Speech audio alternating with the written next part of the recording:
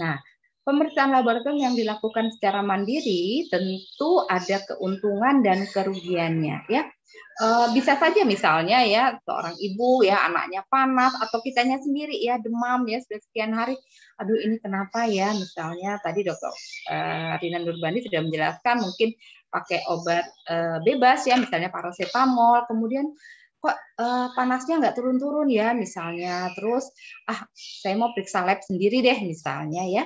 Nah itu memang ada beberapa keuntungan dan kerugiannya. Pertama adalah keuntungannya kalau kita sudah melakukan pemeriksaan lab, tentunya waktu yang diperlukan untuk kita ke dokter itu menjadi lebih singkat. Misalnya gini, kita ke dokter biasanya kan dikasih pengantar untuk ke lab ya, ke lab untuk periksa.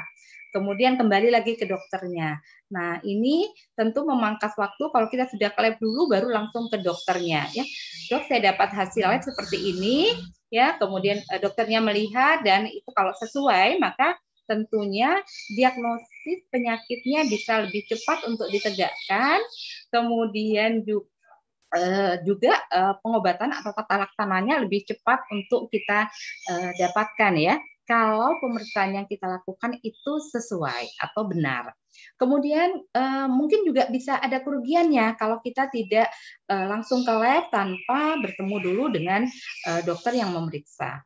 Pertama adalah bila pemeriksaan yang kita lakukan itu tidak sesuai dengan indikasinya atau sebetulnya pemeriksaan itu tidak diperlukan. Contohnya begini misalnya ya, di laboratorium itu ada namanya pemeriksaan hematologi atau pemeriksaan darah.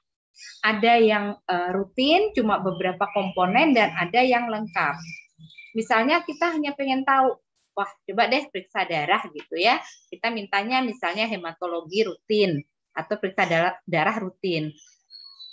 Ternyata dari setelah diperiksa oleh dokter bahwa pemeriksaan ini tidak diperlukan ya, karena indikasinya adalah bukan pemeriksaan hematologi tetapi pemeriksaan urin atau kencing ya, sehingga nanti akan dilakukan pemeriksaan ulang ya. Nah, ini yang menyebabkan bahwa secara dana kita akan ada kerugian bahwa pemeriksaan ini sebetulnya tidak diperlukan ya, kita ke lab lagi untuk pemeriksaan yang lain ya. Kemudian waktu yang kita waktu pergi ke lab ya, waktu kita periksa itu timingnya tidak tepat atau waktunya belum tepat. Misalnya kita baru demam sehari gitu ya, wah ini sakit apa ya, pengen tahu, langsung ke lab untuk kita periksa. Ada beberapa penyakit yang memerlukan waktu ya untuk terdeteksi baik dalam darah ya, dalam serum, kemudian dalam urin ataupun dalam feses ya.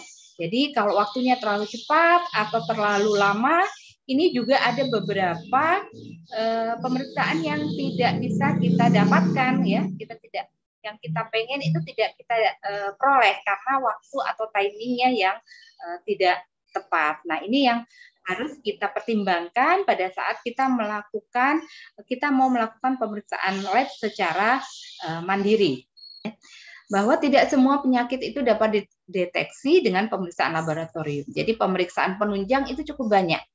Selain laboratorium, ada pemeriksaan namanya pemeriksaan radiologi, ronsen ya, kemudian pemeriksaan USG ya, MRI, dan cukup banyak pemeriksaan penunjang yang lainnya.